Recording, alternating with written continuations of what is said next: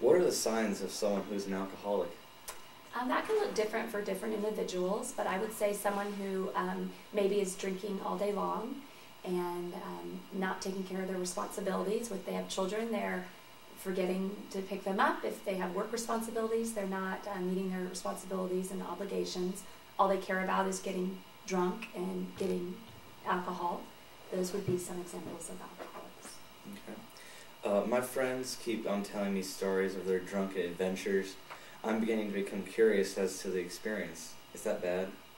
It's not bad. It's, part of being curious is never bad. Human nature and all that. Correct. And, but what I would say is not to, if you start doing that, it can take you to bad places with school consequences, legal consequences, and your friends probably aren't telling you about the negative things that are happening as well. Definitely. Kids like to tell their war stories of, fun things that are happening with not telling the negative side effects. So always remember there's two sides.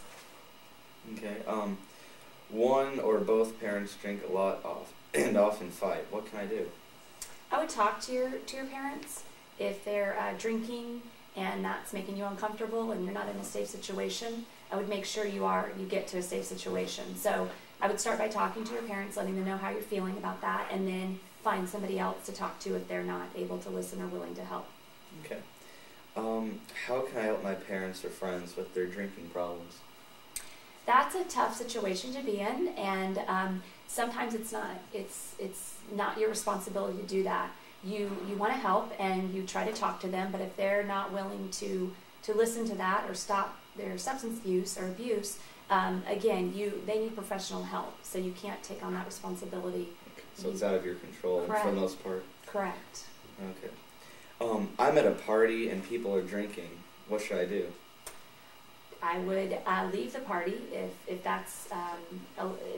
you're able to leave the situation. I would do that, because when there's alcohol at a party for underage kids, that's not safe, and it can lead to other negative things.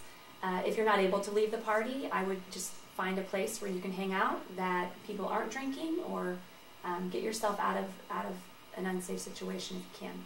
Okay. I'm at my friend's house and their parents offer me drinks. What should I do? Say no.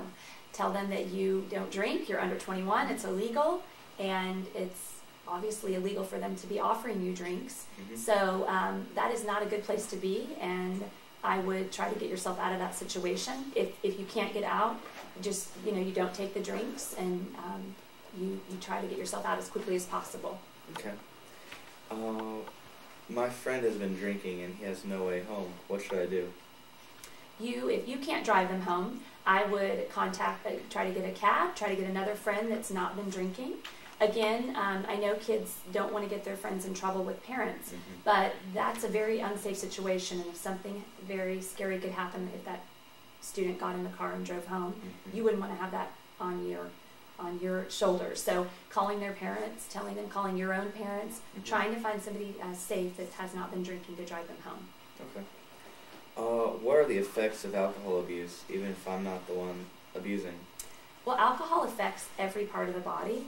It's carried through the bloodstream to the brain, to the kidney, to all organs, actually, muscles everywhere, and it's absorbed very quickly within 5 to 10 minutes. So, and it can last for several hours.